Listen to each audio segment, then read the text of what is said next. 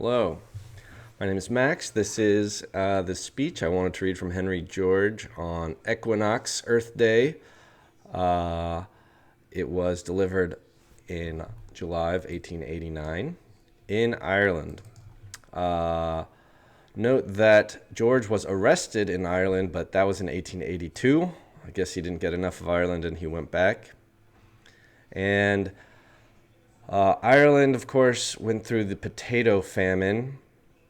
That was sort of kicked off in 1841, but that gives a lot of context to this speech.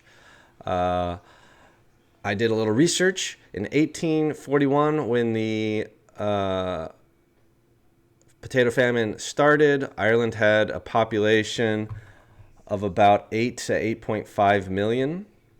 At the time of this speech, maybe 50 years later, the Irish population was at 4.7 million. In the year 2026, it now has a population of 5.5 million. So that is something to think about. In the U.S., to compare, at the start of the potato famine, the USA would have had 17 million. And 50 years later, at the time of this speech, the USA would have grown to 62 million. And of course, now we're at 340 million. What else? There's let's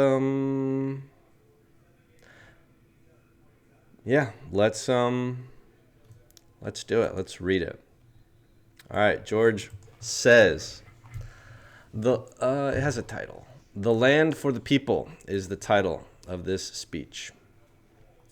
The land question is not merely a question between farmers and the owners of agricultural land. It is a question that affects every man, every woman, and every child. The land question is simply another name for the great labor question, and the people who think of the land question as having importance simply for farmers forget what land is. I'm just going to try to not interject too much. If you would realize what land is, think of what men would be without land. If there were no land, where would be the people?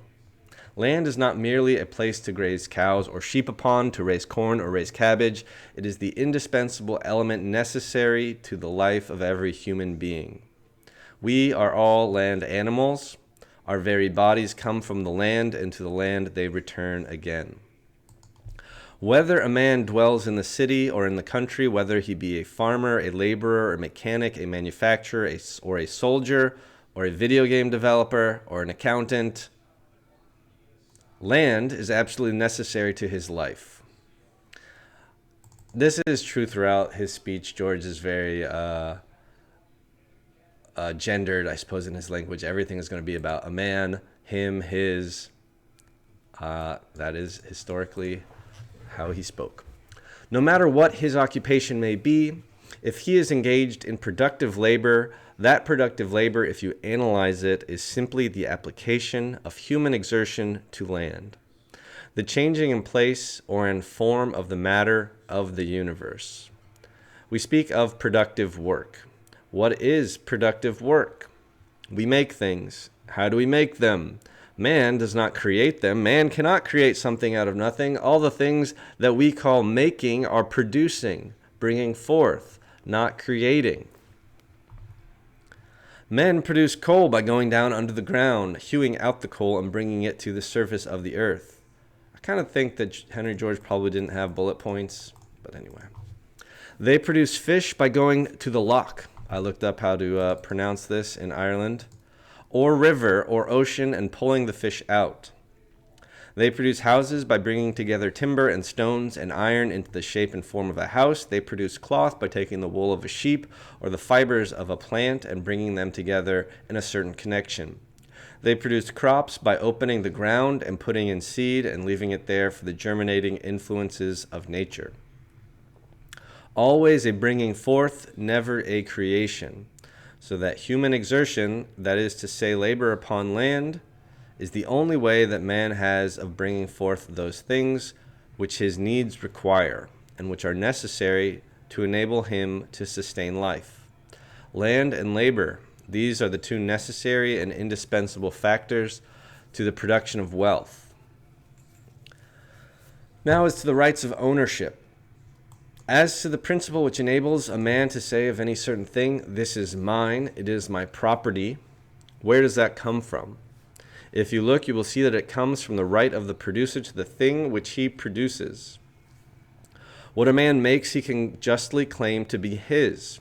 Whatever any individual, by the exercise of his powers, takes from the reservoirs of nature, molds into shapes fitted to satisfy human needs, that is his. To that a just and sacred right of property attaches. That is a right based on the right of the individual to improvement, the right to the enjoyment of his own powers, to the possession of the fruits of his exertions. That is a sacred right. To violate, which is to violate the sacred command, thou shalt not steal.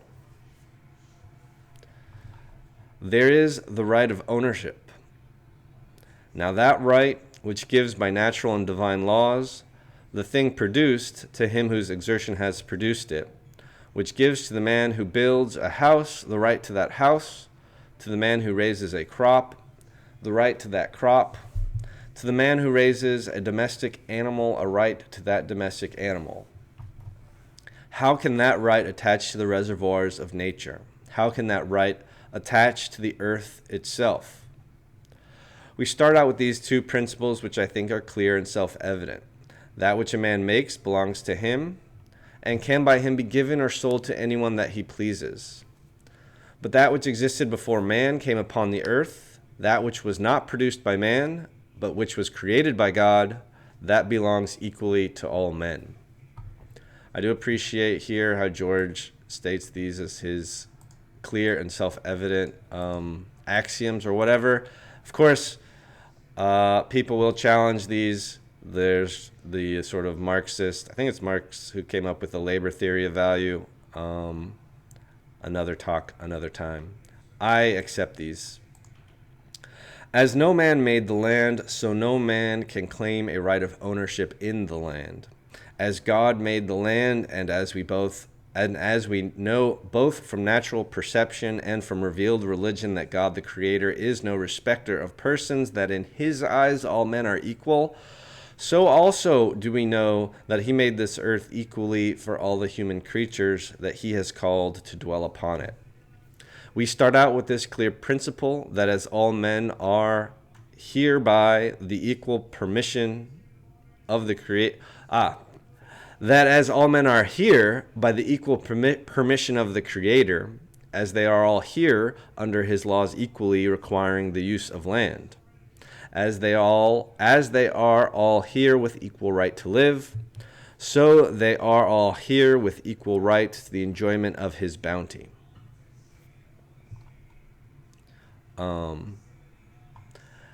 When George is asked about should women vote, George actually proposes that we should model our the houses of Congress after the Quaker approach, which has a house for the men and a house for the women.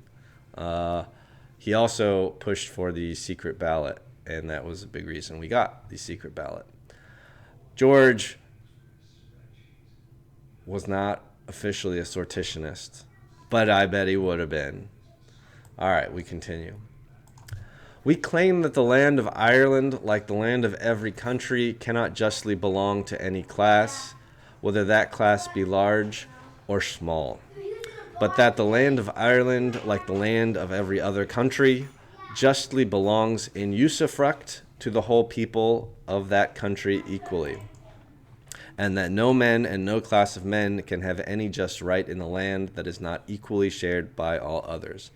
Usufruct is, it has the meaning that you can use the thing that somebody else or that you don't own individually, and you have a right to its fruits, as long as you do not damage or alter the thing you're using. So to use the land in usufruct would mean to not spoil the land, and that if you were able to use that land to profit, you are entitled to that profit.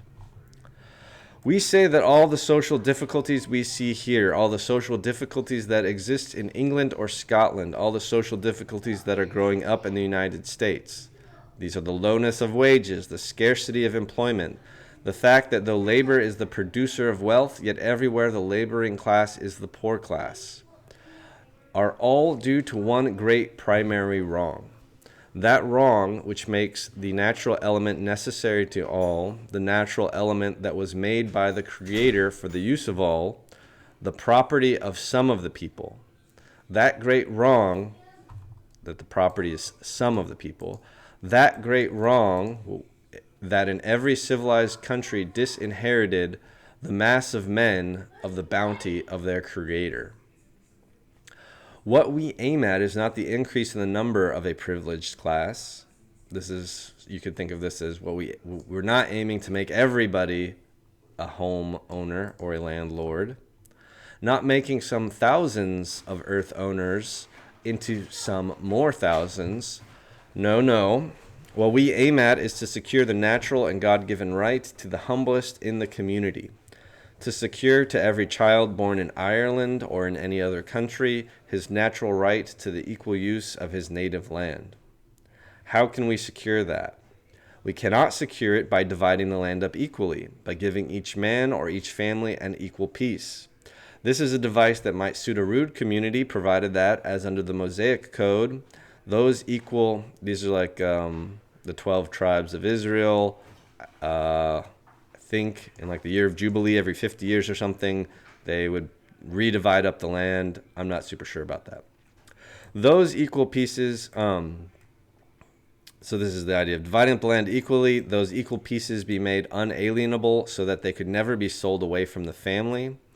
But under our modern civilization, where industry is complex, where land in some places is very valuable and in other places of but little value, where it is constantly changing in relative value, the equal division of the land could not secure equality.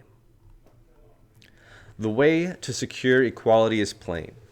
It is not by dividing the land, it is by calling upon those who are allowed possession of pieces of land, giving special advantage, to pay to the whole community, the rest of the people, and including themselves, to the whole people, a fair rent or premium for that privilege, and using the fund so obtained for the benefit of the whole people. Okay, it's a long sentence, but this is in essence the land value tax. Like, this is whoever we allowed possession of pieces of land, which does give them special advantage. So whoever we allow special advantage to, they need to pay the whole community. What we would do would be to make the whole people the general landlord, to have whatever rent is paid for the use of land to go not into the pockets of individual landlords, but into the treasury of the general community where it could be used for the common benefit. Now, rent is a natural and just thing. For instance, if we in this room were to go together to a new country and we were to agree that we should settle in that new country on equal terms, how could we divide the land up in such a way as to ensure and to continue equality? If it were proposed that we should divide it up into equal pieces, there would be in the first place this objection that in our division we would not fully know the character of the land. One man would get a more valuable piece than the other. Then as time passed, the value of different pieces of land would change. And further than that, if we were once to make a division and then allow full and absolute ownership of the land, inequality would come up in the succeeding generation. One man would be thriftless, another man, on the contrary, would be extremely keen in saving and pushing. I guess that means hustling, I don't know. One man would be unfortunate and another man more fortunate, and so on. In a little while, many of these people would have parted with their land to others so that their children coming after them into the world would have no land. The only fair way would be this, that any man among us should be at liberty to take up any piece of land and use it that no one else wanted to use. Okay? I remember this part. I feel like he sort of does it in a counterintuitive way to start with talking about if there's any land that nobody wants, anyone can use it. Sure. But where more than one man wanted to use the same piece of land, you might also think of this as if the land commands any kind of a price, that means more than one person wants it. So in that case, the man who did use it should pay a premium, which, going into a common fund and being used for the benefit of all, would put everybody upon a plane of equality. That would be the ideal way of dividing up the land of a new country. The problem is how to apply that to an old country. True, we are confronted with this fact all over the civilized world, that a certain class have got possession of the land and want to hold it. Now, one of your distinguished leaders, Mr. Parnell, in his Drogheda speech, don't know how you say that, some years ago, said there were only two ways of getting the land for the people. One way was to buy it. The other way was to fight for it. I do not think that is true. I think that Mr. Parnell overlooked at that time a most important third way, and that is the way we advocate. This is what we propose by what we call the single tax. Georgists, back in George's time, were called the single taxers, by the way. We propose to, he explains it right here. We propose to abolish all taxes for revenue. In place of all the taxes that are now levied, I guess maybe it doesn't go into detail. This would mean abolishing income tax, sales tax, tariffs, capital gains. I don't know if even most of those existed in his time. In place of all of the taxes that are now levied, to impose one single tax, and that a tax upon the value of land. Mark me, upon the value of land alone, not upon the value of improvements, not upon the value of what the exercise of labor has done to make land valuable. That belongs to the individual. Remember our assumptions that if you labor to make a thing, that's your property. But upon the value of the land itself, irrespective of the improvements, so that an acre of land that has not been improved will pay as much tax as an acre of like land that has been improved. So that in a town, a house site on which there is no building shall be called upon to pay just as much tax as a house site on which there is a house. I said that rent is a natural thing. So it is. Where one man, all rights being equal, has a piece of land better quality than another man, it is only fair that he should pay the difference. Where one man has a piece of land and others have none, it gives him a special advantage. It is only fair that he should pay into the common fund the value of that special privilege granted him by the community. This is what is called economic rent. And this term is definitely used among the classical economists and still today. This specific meaning of economic rent. George continues. But over and above the economic rent, there's the power that comes by monopoly. There's the power to extract a rent, which may be called monopoly rent. On this island that I've supposed we go and settle on, he's referencing his earlier hypothetical about let's all move to a new land together. So on that island, I've supposed we go and settle on. Under the plan we have proposed, each man should pay annually to the special fund, in accordance with the special privilege, the peculiar value of the piece of land he held. So, yes, if you have a special piece of land, you pay to the special fund. And those who had land of no peculiar value should pay nothing. This would again be the land that nobody is competing for you for. That rent, this is the economic rent, would be payable by the individual to the community, would only amount to the value of the special privilege that he enjoyed from the community. But if one man owned the island, and if we went there, and you people were fools enough to allow me to lay claim to the ownership of the island. Okay, maybe my focus here. All right, but if one man owned the island, okay. That's what he's going to describe. So that could come about if we went there and you people were fools enough to allow me to lay claim to the ownership of the island and say it belonged to me. Then I could charge a monopoly rent. I could make you pay me every penny that you earned, save just enough for you to live. And the reason I could not make you pay more is simply this, that if you would pay more, you would die. The power to exact that monopoly rent comes from the power to hold land idle, comes from the power to keep labor off the land. Tax up land to its full value, and that power would be gone. The richest landowners could not afford to hold valuable land idle.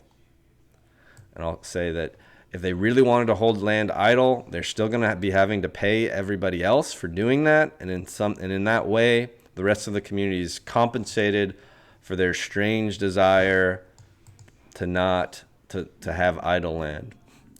Everywhere that simple plan would compel the landowner either to use his land or to sell out to someone who would, and the rent of land would then fall to its true economic rate. The value of the special privilege it gave will not go to individuals but to the general community, to be used for the benefit of the whole community. Just going to comment earlier. I don't remember what I was going to say. I don't know. I cannot pass on without mentioning the name of one of the distinguished Irishmen who have declared for the principle long before they heard of me. I refer to only one name. Many of you know, and doubtless all of you have heard, of Dr. Nolte, the Bishop of Meath. In 1881, before I had ever been in Ireland or Dr. Nolte had ever heard of me, he wrote a letter on the land question to the clergy and laity of the Diocese of Meath.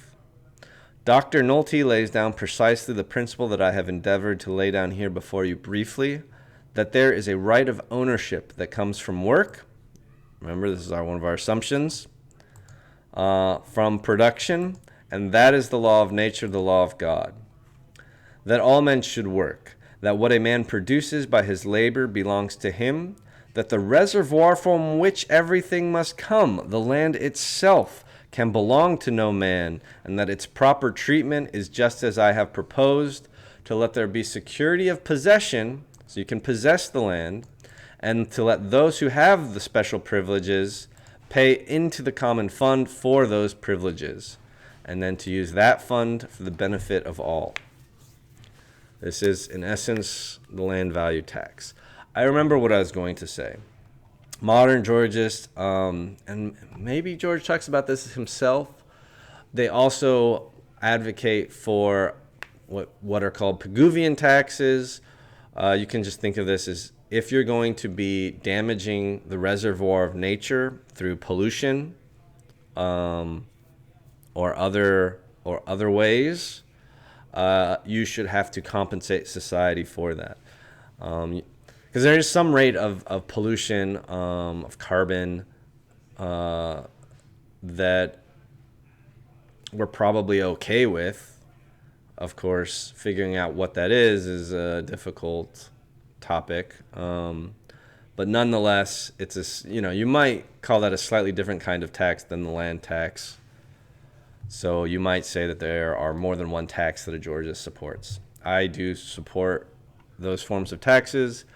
Then there's also like what's called a severance tax, which is applied to when you're going to extract like oil or minerals from the land. So in some sense, you are depleting the land of natural resources. You are taking from the reservoir of nature and not leaving it as good. But it is different than just sort of having the like access to land in usufruct. Usufruct is that fancy term about being able to use the land as long as it stays the same. Because if you're going to be extracting minerals, oil, the land won't stay the same. So that's a severance tax. These are all very related ideas that we all have equal right and claim to the reservoir of nature. If you're going to use the land in usufruct, not damaging it, not altering it, then you just need to pay for that special privilege.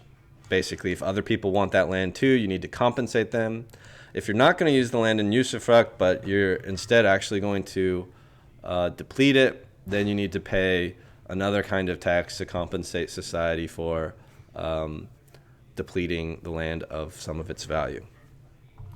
Dr. Nolte, this is back to George's speech. Dr. Nolte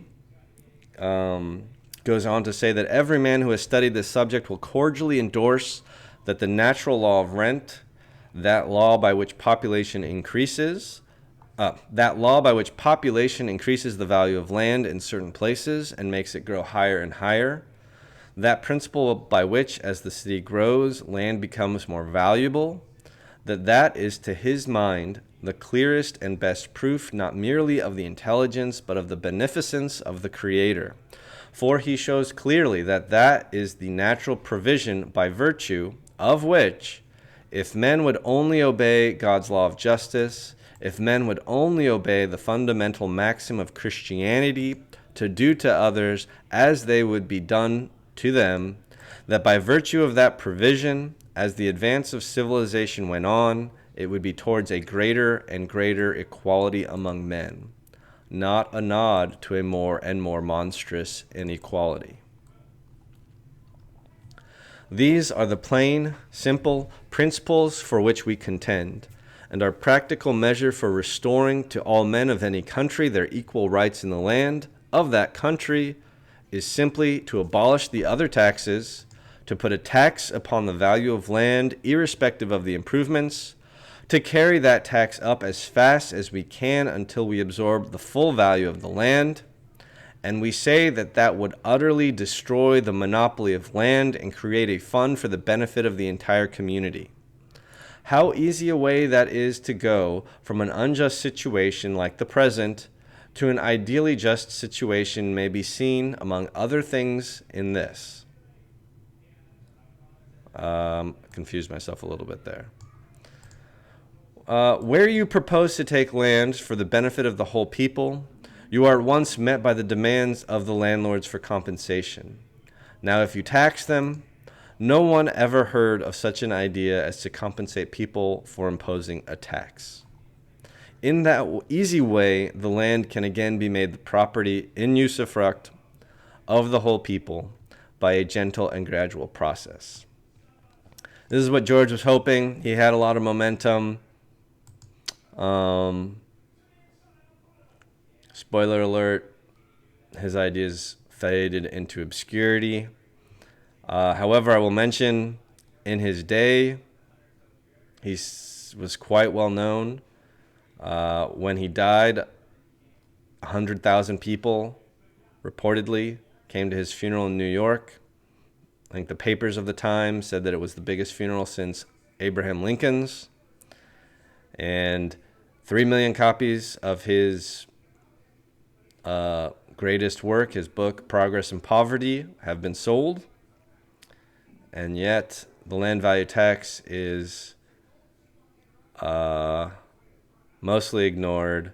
It is true that as part of your property tax, you are paying in part for the land, but it is taxed at the same exact rate as the improvement on the land, any structure there.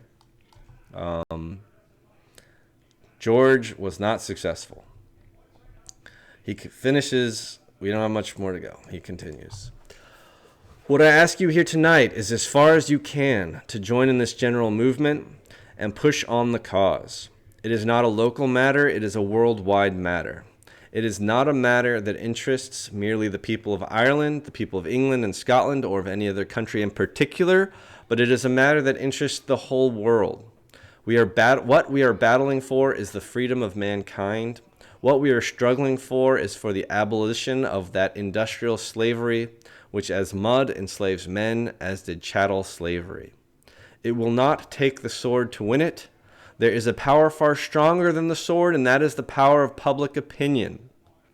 When the masses of men know what hurts them and how it can be cured, when they know what to demand and to make their demand heard and felt, they will have it, and no power on earth can prevent them.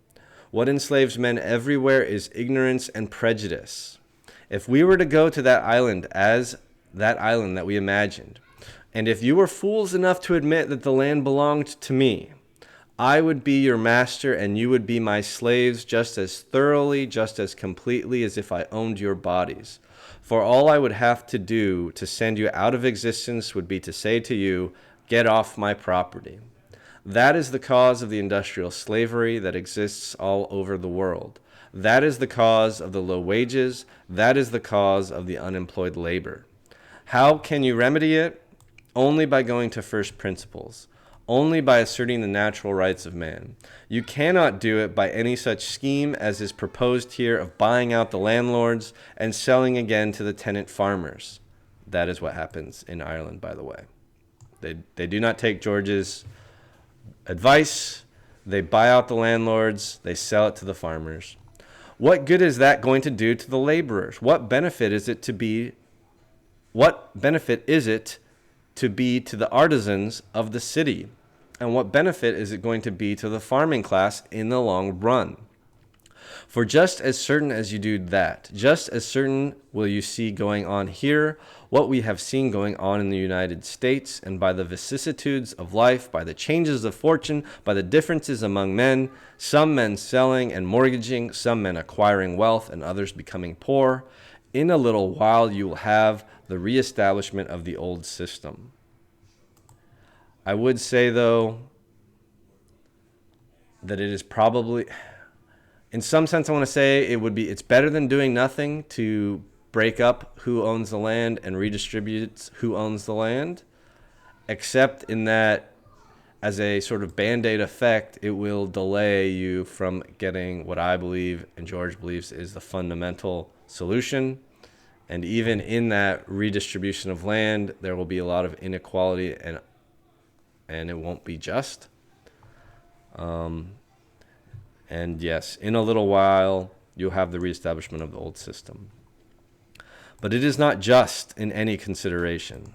What better right has an agricultural tenant to receive any special advantage from the community than any other man? If farms are to be bought for the agricultural tenant, why should not boots for the artisans, shops for the clerks, boats for the fishermen? Why should not the government step in to furnish everyone with capital? And consider this with regard to the buying out of the landlords. Why in heaven's name should they be bought out? Bought out of what? Bought out of the privilege of imposing a tax upon their fellow citizens? Bought out of the privilege of appropriating what belongs to all? That is not justice. If, when the people regain their rights, compensation is due to anybody, it is due to those who have suffered injustice, not to those who have caused it and profited by it. Okay, thanks for listening. My final comment is the land value tax has failed to be implemented. I've studied its history a fair amount. It seems to me that the active voting bloc is dominated by landlords. It seems to me this is mostly due to the nature of elections, where running a campaign costs time and resources, requiring wealth. The wealth has been dominated by the landlords, and so they are best able to dominate elections. I encourage you to consider either looking up sortition or I don't know what the other option is. I think you should look up sortition, civic assemblies, as a way of wresting back power to the people rather than to people who can win elections. I still am making efforts for the land value tax directly with the Common Ground USA. So that is the organization you might look up for the Georgia's land value tax. And then Sortition USA is the nationwide pro-sortition group that I'm active in. And in LA, it's Public Democracy Los Angeles. Happy Equinox Day, belated.